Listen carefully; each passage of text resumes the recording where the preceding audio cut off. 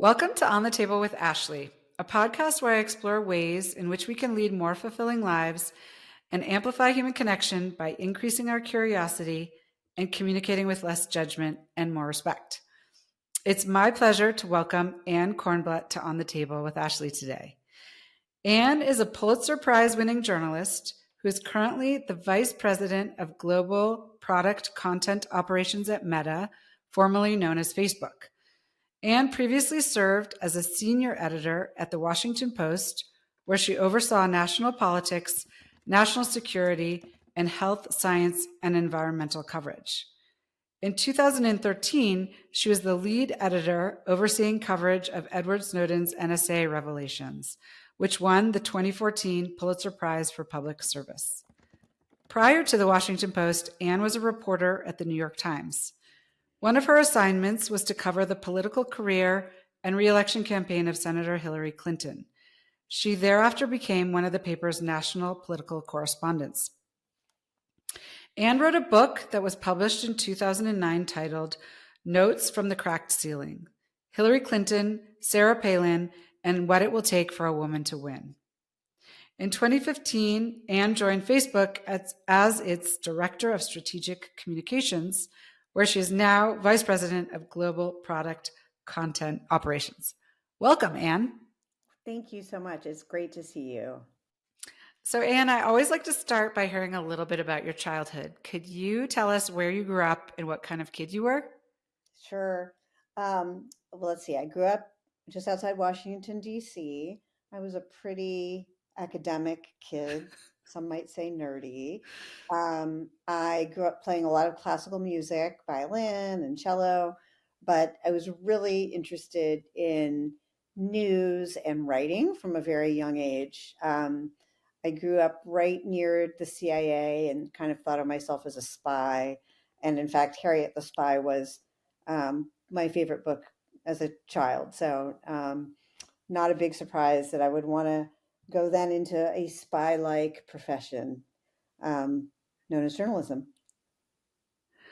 So it's funny because I usually ask, what do you think led you to whatever your profession is? So I get growing up in DC being closer to these things, but I'm still pretty sure most kids don't grow up wanting to do what you did. So do you think it was just what you were exposed to, both in your house and then where you lived? Were there other people in your family who were into news or journalism, or what do you think? Yeah, no, nobody. I knew no one who had done this. Um, I think, though, it's the kind of career that sounds really cool. And so there's probably a lot of kids who want to become a journalist. I know when I speak to schools, I get a lot of kids who say they want to do it. How many of them actually do, I don't know. But, you know, unlike my current job, which is pretty hard to explain to people, in a company, my journalism career, it's pretty easy to explain.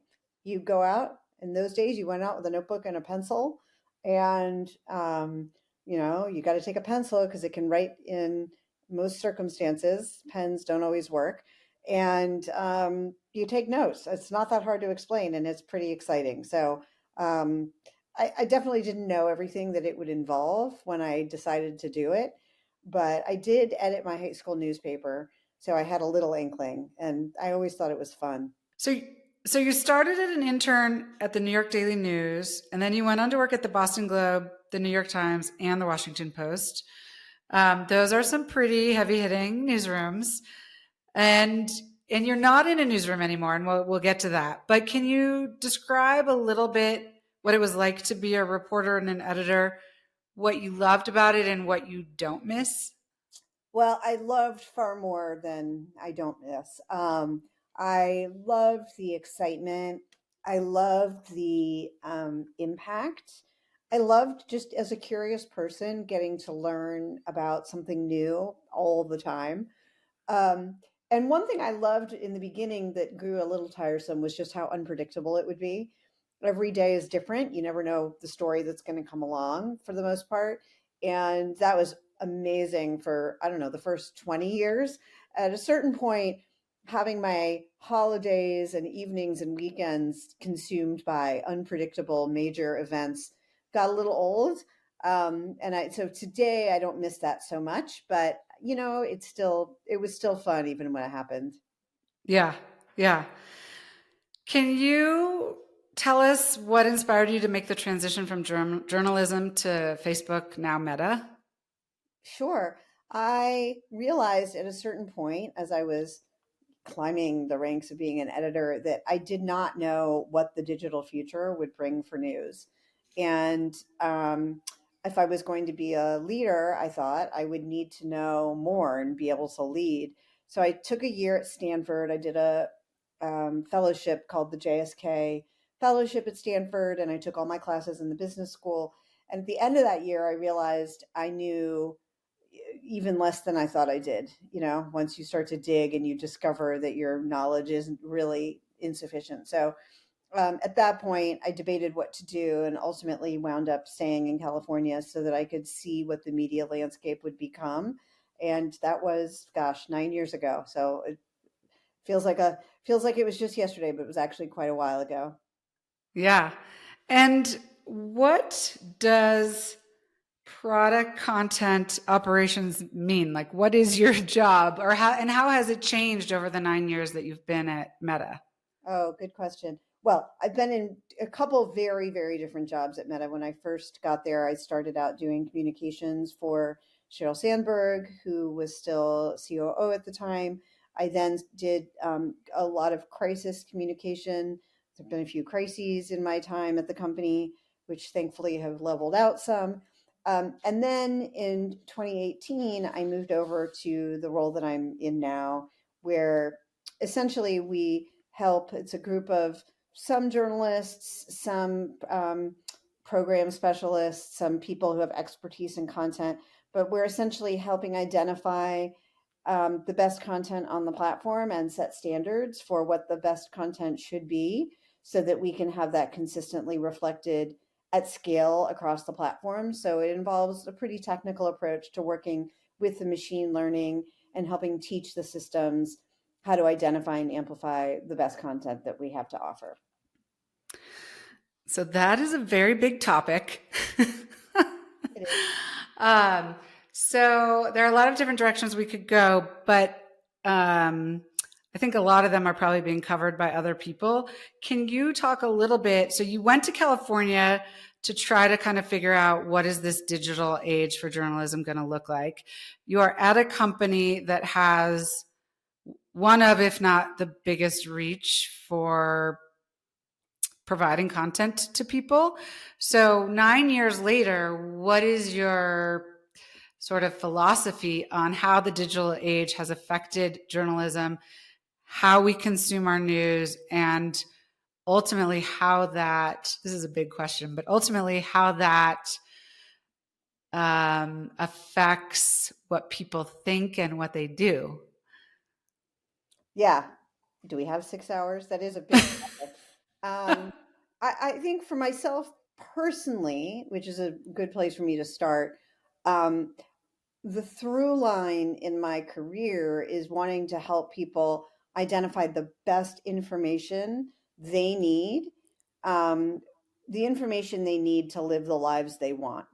And um, we can call that news, but I also think that that's just information, and that generally speaking, what I call news might be one thing, and what you call news might be in the realm of sports or entertainment or wellness. And so I don't draw as big a distinction between news and non news as others might.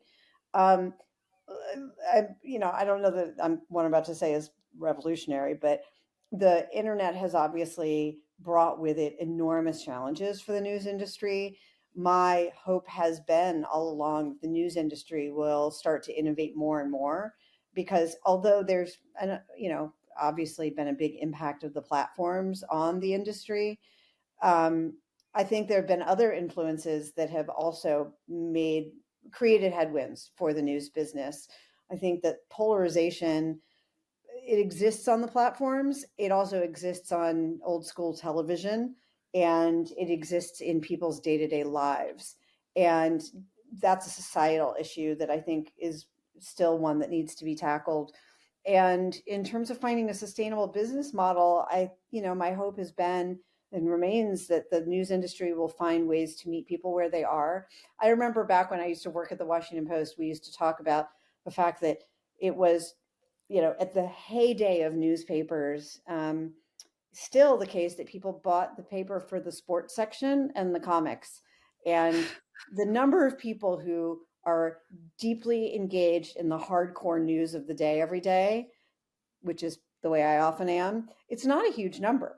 A lot of people come to news for lots of reasons: to see who's going to win an Oscar, to learn when to plant seeds for the new season, and find recipes. And so I think, fortunately, we've seen some institutions like the New York Times is a great example, really capitalize on people's varied interests, and that helps support the whole news business. And there's also a lot of other really interesting models, such as nonprofits that news organizations are following. So, I think there's still a great kind of sorting that's happening, and I think we're still relatively at the beginning of it. I feel really fortunate to be in a role where I can help support the whole information ecosystem in a way that's objective and responsible and fits within our guidelines, and also allows for the greatest amount of speech possible without doing damage. Because I do believe that in general, people should be allowed to, share their thoughts. I think that's one of the coolest parts about the internet era. Yeah. I mean, I think there are so many wonderful things and then so many difficult things. Um, one is that people can write without being journalists. So they're not necessarily doing the work that you used to do. And then they're sharing that information, and then that information can be shared virally. And I mean, there's so many, it's such a deep topic. I honestly don't think we can even scratch the surface of it. But it's very cool to hear, what you're trying, what the focus is for what you're doing at Meta. How big is your team? It fluctuates in size. I think right now, gosh, we've got, I think, about 150 people, but it fluctuates up and down depending on what we're working on. And are those people all over the world, so that you're covering news as it's happening wherever it's happening, or you're kind of processing? Yeah, and yeah, that's processing is a better word, or reviewing. And it's really not. I mean, it can be reels, which is short form video, looking at it to identify traits that could be important to our systems. But yeah, we do it that way so that we can support things 24 hours, because we have people in all different markets. But our focus primarily is the U.S. and a few other important markets. Not every country, fortunately. Yeah. That would be too much. Yeah. Okay. I feel like there's so much to talk about there, but we have so many other things to talk about. So I know you used to do a lot of political commentary on television, and I was wondering if that's something you miss and or think you would ever go back to, because you were so good at it. Oh, you're so nice. Thank you. I think it's changed a lot. I sometimes could miss the old version of it, but I think the new version is much more aggressive than I ever was. I am pretty good at being objective and talking about all the different perspectives, and that's not as tenable a place as it used to be. News consumers now are really looking for many, I shouldn't say all, many news consumers are looking for a version that's specific to what they have come to believe. I really love being an editor. It's one of the reasons I love being a people manager. I've always found that I can hire people who are smarter than I am and help them flourish. And so in that sense, I really don't miss being on TV at all, because that's a very self-centered, in the nicest way, but like, you're thinking about yourself and how you're going to show up on television. I really love unblocking and unlocking other people's potential. And that's what being a great editor lets you do. And I love that. Cool. Very cool. So this is a long question, so bear with me. So I recently listened to an episode of the Ezra Klein Show. I don't know if you listened to that podcast, but it's quite good. Yeah. Um, and on this episode, Ezra had sociologist Caitlin Collins on the program, and the title was "The Deep Conflict Between Our Work and Parenting Ideals." And Collins shared some of her research studying work-family policies in Sweden, which are very pro-family, not pro-natalist, which is a whole separate conversation. And comparing those policies with the US policies, which I think nobody will be surprised to hear are not nearly as generous as Sweden's policies for all genders vis-a-vis prioritizing and supporting family life. Collins actually called the U.S. policies the most family hostile public policy of any country in the Western industrialized world, which is quite something. So as a small taste, just so listeners can kind of get a sense of the Swedish policies, they include 480 days of parental leave with 80% paid by the government, and often companies pay the remaining 20%. They were the first wealthy Western nation in 1974 to implement a gender-neutral paid parental leave, which I think is really important, and I'll get to that. Also includes the ability to work a reduced schedule by 25% for the first 8 years of your child's life, and a right to at least 4 consecutive weeks of vacation in the summer. So she also conducted qualitative interviews with women in both countries. And while all the women experienced the difficulty of what she calls cultural norms like intensive parenting, women in Sweden have significantly more social support and less stress in balancing work and family life in the US, where women report extensive self-sacrifice to be, a good mom and also a good worker. And trying to balance both of those things, I think, is crushing a lot of women. So what feels the most important to me, and I promise, getting to a question, is how Swedish fathers are treated and the influence that this has had on gender norms in the country and child rearing norms and gender equality. So men take substantial leaves of absence when their children are born. In fact, noting they would be stigmatized if they did not take substantial leave, as opposed to the United States, where I think men often feel like they will be stigmatized if they do take parental leave. They often leave early to pick up their children, and they take substantial annual vacations. Swedish fathers routinely take their children to the doctors, to the park, to the grocery store. And then I think it's also notable that Sweden's Riksdag also elected their first female prime minister in 2021. And even though she was not in office long, I think it still feels momentous. And they also have one of the highest rates of female parliamentary positions in the world, which is around 46%. And personally, having worked as an executive at multiple private and public companies and having been in many boardrooms over the past decades, my view of why 15 years after you published your book, Notes from the Cracked Ceiling, Hillary Clinton, Sarah Palin, and What It Will Take for a Woman to Win, with Nikki Haley recently exiting the presidential race, we don't seem any closer to a viable woman candidate for president, in my opinion, and I want to get yours. And I think that after listening to this podcast and sort of reflecting on my own experience, that until we change our cultural norms in the United States and have child rearing truly a gender neutral endeavor in our country, both in policy and in practice, I don't think we're going to see a woman in the White House. So in your book and your interviews that you gave after you published the book, you talked about the one thing that Hillary Clinton and Sarah Palin had in common, and that was that we react differently to women candidates. So after everything that I've just talked about, I'd love to hear your thoughts on what has transpired since you published your book and what the future holds for women candidates. And then I'd love to get into a little bit of your own personal journey. Sure. I mean, it's a favorite topic, so thank you for bringing it up.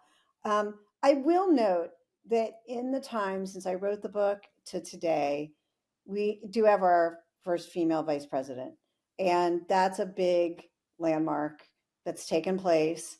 And, that's progress, and that's a big milestone for women. I do, though, remain, I would say, fairly pessimistic that a woman will be elected president soon, for the practical reason that you describe. It's really hard for a woman in her peak years to get the experience, in her peak childbearing years, which is also typically the workforce's peak career years, to get the kind of experience needed to then be viewed in the eyes of the public as a strong chief executive. The stepping stone that has most often worked for women has been the governor, and that's why we saw Nikki Haley there. Um, and there are just fewer, there have been fewer women governors. And there's, over time, we've seen a pendulum both in the workforce and in politics, more narrowly, of women, you know, getting big roles and then getting fewer big roles. And so, I think it'll be interesting to see if somebody breaks the models, the mental models completely. But surveying the horizon, there are certainly really incredible women candidates and women in politics out there. Where they're going to go with it, I don't know. I also think it's hard. It's hard to ask any person to expose their family to the kind of scrutiny that running for president requires. In some ways, that's why Hillary Clinton was the most obvious person to go first, because she'd already been through it. And that's only gotten harder in the years since I wrote the book. The level of online damage that can be done, deep fakes, Gen AI generated videos. It's just really hard to ask any parent to do that. And I think, especially for women, it's hard too. And it's hard for me to imagine a woman with no children, of whether her own or being a stepmother, being elected, because there's an expectation from so many voters that a woman's got to have kids, or else what kind of woman is she? So there's, it's an interesting prospect. We'll see if my own daughter wants to go for it someday, but now we live in Silicon Valley and she just wants to be an entrepreneur. Well, I do think there's something to you. Kind of have to wonder why anybody would want the job. It's such a hard job, and just to get there, what you have to go through is so intense. But it does feel like it's more than just that for women. That it is, societal norms and gender norms, and I wish I had more hope that that would change, but I don't really see things changing super dramatically, in sort of the gender norms and the cultural norms. I don't know if you feel differently, if you see differences. And I don't know, whatever you're comfortable talking about in your own journey, from being, in the newsroom where, as you said, at a moment's notice, you would have to change your plans. And, I would imagine would be very difficult to raise a family under those circumstances, to now working for one of the biggest technology companies, which, I assume you have more control over your life, but still you're working for one of the biggest public companies. And so I'd love to just hear sort of your own journey as it parallels sort of talking about women in the workforce and gender norms, and sort of what that has meant for your career. Yeah, thank you. It's a good question. Um, well, I've been fortunate in both settings to work for really fabulous people, and so that, even if public policy hasn't meant that I had, you know, months and months of parental leave, I've certainly had great supportive managers over time. Um, I definitely have more control over my schedule as a tech executive than I did as an editor and as a reporter. But it's still intensive. I'm also very fortunate to have a husband who does a lot of the parenting and enjoys it. And so there's not been pressure on me to only do one or the other, and which is good, because I wouldn't there would be no peace in the home if I didn't have something to keep me busy other than my kids, because there's a lot of the kid stuff that I do my best, but I'm not that great at.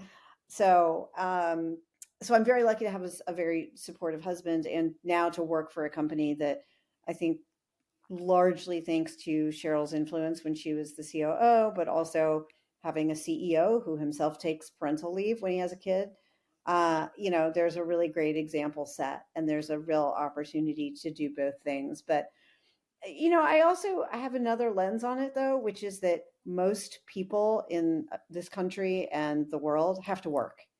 The idea of not working is a very um like we've had to work. We had to work for financial reasons. We've had to work to fulfill our what we consider our obligations to society. So I consider myself really lucky that I've been able to work and to work at things that I want to work at, because there's not many places in the world where you get to work, get paid for it, and share with your partner. So yeah, I work a lot of weekends, but I also know so do many, many, many people. Yeah. Yeah. And so, you were going in and out a little bit there, but I think you were saying that at Meta, that there's actually more of a culture of sort of family. I don't know if family friendly is a way you would say it, but I was actually like surprised and delighted to hear that, if that is true, It's not or true. your experience, I should say. It's not true. Well, first of all, it helps when what you have to compare it to is a newsroom. Okay. Yeah. And there are policies that allow people paid time off and medical leave. When I was at the Washington Post, because my husband and I both worked there, under the policies at the time, we each got 2 weeks of paid parental leave. And so, Meta's many months, and I didn't have my kids here, but I wish I had. But also, I think it is a company that, because it's been profitable, it's been able to, give people the ability to take time when they need it. I've been working on setting boundaries. That's something everyone has to work on in their lives. But yeah, I think compared to a newsroom, the tech world is intense, but it's certainly not more intense. How do you feel your work covering Hillary Clinton's campaign has influenced your viewpoints about women in power then and now? Oh, yeah, great question. Um, I really had never thought much about women in power until I covered her campaign. I'd only covered men. And I was raised in an era when everybody said women's issues have been solved, right? It's the 90s, everything's good. Um, and it didn't occur to me until I started covering her that, oh, things might seem good because women are going to college in higher numbers. Women are getting hired in their 20s into big jobs. What I hadn't recognized until I dug into the research was where the inequity starts to hit, which is in childbearing years, and women's promotions slow down, their pay stagnates, and it's true across professions and industries, and politics is no exception. And so that was an eye opener for me. And I think the biggest was that it was bipartisan, that it's not just that, Democratic women or Republican women. I think Democrats probably prided themselves on having more women in office and felt that they were somewhat immune to the societal forces, but it's not true. Women candidates are discriminated against in similar ways in both parties, and it's very parallel, even though the candidates themselves are extremely different and believe different things. So all of that was really new to me, and which is what made the book so interesting to research. None of it was obvious, and it's incredible how much of it still holds true today, 15 years later. Yeah. Yeah. And again, to me, it's kind of depressing, but yeah, we've got a lot of work to do, a lot of work to do. And I do hope, and it's funny because I never really thought about sort of policies like governmental or state policies or even company policies surrounding leave and parenting as being so central. But after listening to that podcast, I feel like it is so central because what our policies are then drive what we believe as a society is like the norm and the cultural norm. And and we have to change one, I think, to change the other. So I don't even know of any movements really to make dramatic changes to that. And some of it is hard because it's so tied, I think, to our American ethos of work, which is so different than, for example, the European ethos on work. Um, so some of that I think will be quite difficult to change, not even from a gender perspective, but just from sort of almost like a nationalistic perspective and the way that we value work in this country. Um, so I don't know, but it's a lot for me to think about.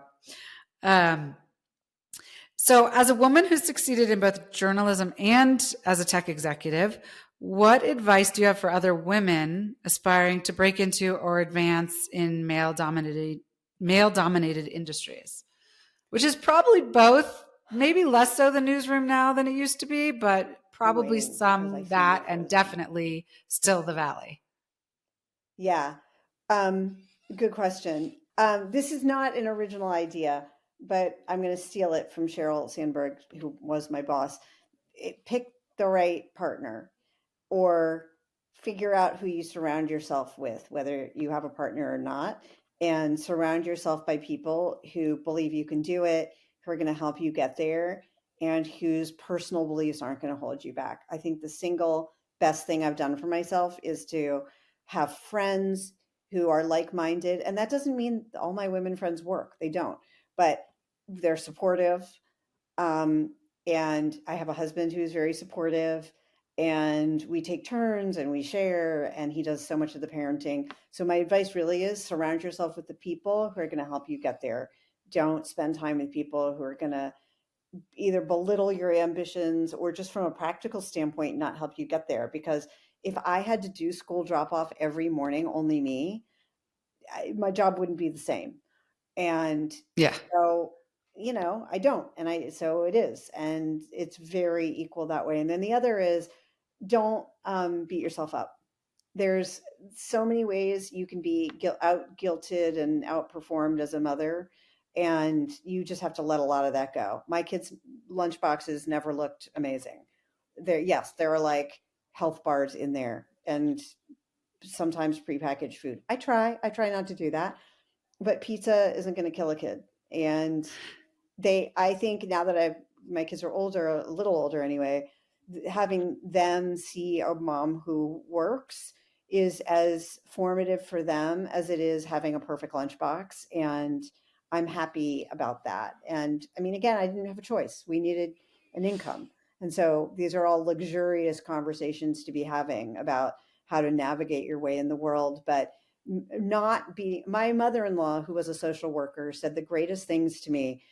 She could have really made my life awful, right, if she had judged me as a working mom. But instead she said, look, your job is to take care of your kids, and if you're the one actually taking care of them, or you hire a nanny, either way they're getting taken care of. Or if they're in childcare, they're safe, they're getting taken care of. So everyone's job is to take care of their kids, and that does not mean you personally have to do school pickup, which I really valued and I still keep with me to this day. That's great advice. I feel like a lot of that I came to, but it took me a minute. Like it wasn't obvious to me. Um, and maybe it's partially the people who were around me, when my kids were young. But do you have any tips for, it's like easy to say, let that stuff go, but maybe you're just good at it? Or is there anything that you did to be like, okay, the lunch boxes are not going to be perfect. It's fine. Like, did you, how did you get there? Just being too busy, honestly. I'm too busy to make it look any better, and too busy to make a lot of things better. And I outsource as much as I could. Yeah. I still have boxes. I mean, I'm looking at them right now of my kids' artwork and school things from like last school year. And at some point I'll take pictures of them and they'll go in a book or whatever. And then don't tell my kids, I'll throw them away. I'm going to keep the digital version. But just really being too busy to get Yep. caught up in the perfection. I just can't. Yeah. Well, Again, I agree, and I did get there, but it definitely took me longer. I had a lot more guilt. Like I was still like you. I think the one thing I would add is like be who you are. So if you're some moms don't want to work outside the house, and some moms feel very compelled to do that, and I think people need to do what is right for them. So it was very clear to me like I definitely needed to work outside of the house, but I had a lot of guilt about it for a lot of years. So it took me a long time to sort of come to the place where like it is the right answer and my kids will be fine if I'm not making their lunch. Yeah. And also like knowing what you're good at and not being embarrassed and just saying like, all right, I am Yeah. not good at bath time. I'm just not. And once I owned not being good at bath time, I felt a lot better. Instead of me being in there on my knees and getting frustrated and having no patience and then not getting all the soap out and then they're crying, I'm like, all right, forget it. You know what? It's okay if my husband or a grandparent or a child care provider does it, or they don't bathe every day. Like it is Yeah. not the end of the world. And so really putting the things in perspective that matter. But I'm making it sound easy. It's not easy. There's a lot of social No. pressure, but it's in the long run. I do remind my colleagues and friends who are new mothers, like your job from 0 to 2 is to keep them alive. That's it. That's your whole job. Everything else is gravy. Just do that. Keep them Yeah. alive. 2 to 5. Yeah. Okay. Make sure they read some books and they're socialized. And Yeah, then, yeah, yeah. their memories. Don't take them on a great trip before they're 7. They're not going to remember it. And it's a huge pain on a long haul flight. Like there's just all this stuff that you don't have to do until later. Is there anything that I haven't asked you about your work that you would like to share? Oh, that's a really good question. I think there's this idea that's taken root that you have to love your work. I do think it's important to find your work interesting and challenging. I also think it's fine for women to acknowledge that they need to earn a paycheck and that we've put a lot of pressure on ourselves to say, is it fulfilling me? Do I love it? And that is great if it fulfills you and you love it. It's also okay to acknowledge reality. And I wish someone had told me that early on, that there were going to be days, weeks, months, maybe even years where part of the thing I liked about my job was that I was supporting myself and supporting my family. And to acknowledge that as it, as opposed to I need to go be fulfilled every second of every day. Because I think if you come in with that high of an expectation, you may never find the right job for you. And I see people really struggle, younger people especially, with the idea that they don't love every aspect of their job all the time. And sometimes, I mean, we joke about this. That's what the money's for, right? It's a job, and learning how to navigate the world, which is full of things you don't like and realities and practicalities that aren't fun, I think is just something we overlook as society. There's so many people in so many countries. I have a friend who's from India who talks all the time about this, what she views as like kind of ridiculous debate we have with ourselves about being fulfilled. And yeah, you know what? Sometimes work is stressful and so is school, and you do a lot of homework. And life isn't necessarily supposed to be easy.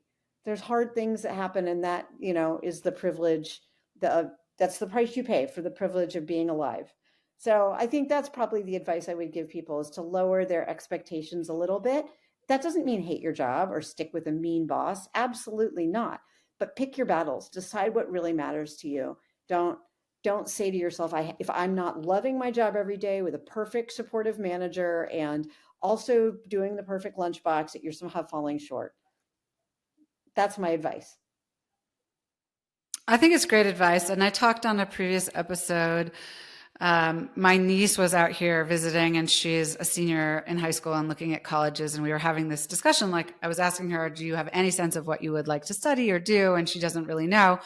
But she was talking about the sense of like, I want meaning in whatever job I end up with. And then we kind of had this conversation, which is that's not necessarily always the right lens. And I did an episode with Tom Boudet, who's a marketing expert, and he talked about an exercise that he calls brand essence. And so if you find a company and their brand essence is something you align with, then you know what? If you don't love the job you're doing or every day of the job you're doing, then you're still in a great place, right? Because you're aligned with what the company is doing. And that I think is great advice. So you're not going to love being a parent every day. You're not going to love your job every day. Like nobody loves what they're doing all the time.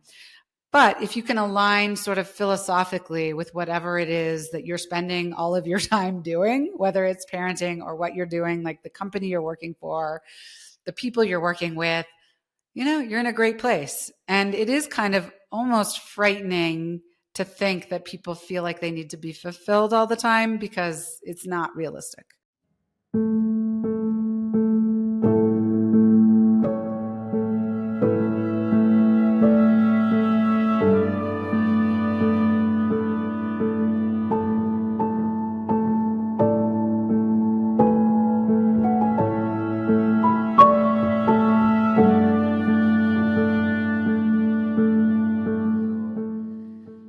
Let's see. I normally talk a little bit about my company and the products that I sent you.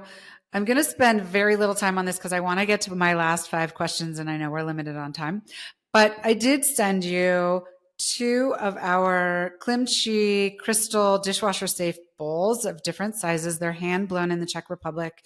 It's a collaboration we have with this small company called Klimchi, and 2 wooden spoons, which are also our design. They're for appetizers, and they're made of acacia, so they're naturally bacteria and smell resistant, which is amazing. And then some of our cocktail napkins, my focus there was to create napkins that are like positive with hopefully without being cheesy. So anyway, if you have any feedback on the products now, or we could take it later, because we're creating our own products, and we can iterate on them, it's super helpful to get the feedback. Oh, well, I only have praise, which is to say that dishwasher safe is the most important thing that you can do for especially like working parents, because I don't have time to hand wash. I don't like it either. So dishwasher safe plus beauty equals happy customer here. But yes, and thank you. They're beautiful. Oh, thank you so much. Yeah. So the goal is really to be like practical, everything dishwasher microwave safe, and beautiful. And also for some of them, we're like rethinking the design. So like my cutting board has cutouts so you can easily move it, and just trying to think through, how I store things, how I use things, and trying to improve upon them. So amazing. So at the end of every episode, I ask our guests the same 5 questions, and we'll breeze through these. So the first is, as we explore in my brand, Amatand, objects can hold a lot of meaning for us. They can tie us to the past, enable us to enjoy the present moment more, and even take us into the future. Can you share an object from your life, whether you still have it or not, that holds a lot of meaning for you, and tell us why? Oh, that's such a nice question. So I have several. I think I happen to have my dad was in the Navy, and when he died, I was young. He was buried at Arlington Cemetery, and they gave us one of the folded flags that Mm, we've been able to keep with us, and we got it framed in one of those beautiful boxes. That's probably the most important to me. When I think about, there aren't many things like if my house burned to the ground or I had to flee to another country, there's not many things I'd be sad without, but other than humans and pets, but the flag I would be. yeah, that's an amazing one. Um, Yeah, there are not, it's funny. I was in another episode, I was talking to um, somebody who talked about a bike that he had when he was a kid, and he doesn't have the bike anymore, but it represented freedom to him. And it represented this time in his life when he could, you know, get out and do what he wanted. And for that, even though he doesn't have the object, it like holds all of this meaning. So we don't even have to have these objects for them to hold the meaning, I think, for us. It's just sometimes amazing how they can be vessels for memories or for um, remembrances. Okay, can you share a favorite tradition with us? It could be something from when you were a child or something you do with your children today, Yeah. anything at all. We do something called Best, Worst, and Grateful every night at the dinner table. We've enhanced it now. We also play Two Truths and a Lie about our day, and between those two things, we're able to tell the story of our day to each other. A little bit of a game, a little bit of Best, Worst, and Grateful, and so now we just do it. We do it every day. How did you get started doing that? Well, we had a friend who did Best, Worst, and Grateful at their table, so we just stole it. And then one of the kids one day started in with Two Truths and a Lie, and we just combined them. And now that's the full 10 minutes we can get the kids to sit at the table for. So we do it. That's amazing. I love it. I don't think I could get my kids to do that today, but I might try. Are you in a phase in your life where you enjoy entertaining in your home? Why or why not? Yes, I always, even when I had a tiny New York City apartment, I always love having people over. Um, I am not a perfect host. I don't like, sometimes we just stand up around the kitchen and eat off the counter. Um, but it's just, I like it. I think it helps people see who you really are. I had someone recently comment that our house looks so normal. And I pressed a little further and concluded that what they mean is our house looks so messy. And you know what? That's true. Our house is messy. We have a dog crate. We've got dog toys everywhere, kid stuff, and that's okay. I don't care. Judge me. It's nice to have people over. Do you have any tips for entertaining? So my sister, when she was on, she said, like, let go of the dust bunnies, which is kind of what you're saying. Like, it's okay. If your house is messy, who cares? People just want to be together. But is there any tips that you have? Oh gosh, that assumes I'm any good at it. No, I think I agree with your sister. Just like people feel comfortable in a home that isn't perfect. They Yeah. feel themselves less judged. So I would just say like let it go, let people over. Yeah. It's fine. Unless you're like really gross, but then, you probably aren't having people over. But we're really gross sometimes. We have a one child creating a slime factory in our house. So it's pretty gross, but that's fine. People think it's funny. Okay. Do you have one or two top resources, books, websites, podcasts, courses, whatever that you can recommend? It could be related to journalism, content curation, or just an interest that you have. Um, Gosh, I don't have one. I have so many different ones that I go to. I think Substack is pretty amazing as a resource to find your thing. I do encourage people to always read the news, even if you're just reading the headlines, but go to a trusted source. Um, so I would say Substack is probably, even though there are some authors on Substack that I wouldn't subscribe to necessarily because I wouldn't trust their what they believe. I think if you're somebody who wants the news and you don't want to go join like the New York Times, although I do and I recommend it, Jessica Yellen, who is someone I have followed for a very long time, is on Instagram. She's a great source of news and she's just a person delivering the news. So I'd probably recommend her. That's great. Okay, last question. What do you do for yourself? You're very busy, both at home and at work. Do you have a practice, a focus, a habit, or a daily routine that you adhere to that contributes to your success or your well being?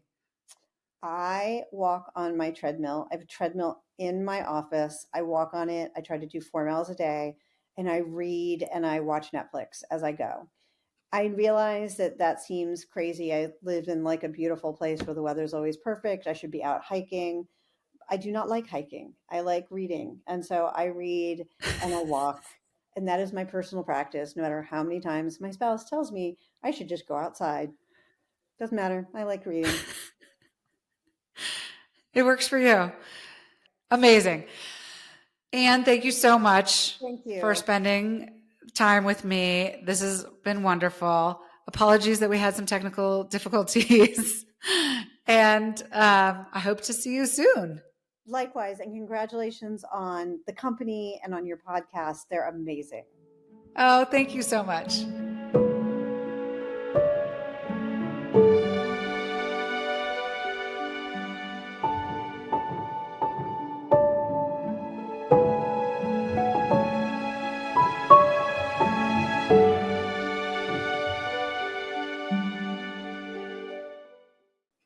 Thanks for listening to an episode of On the Table with Ashley.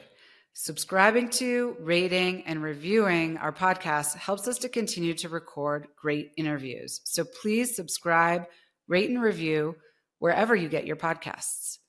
If you're interested in learning more about the products we talked about on the show, visit amattendre.com. That's AMEATENDRE.com to check them out.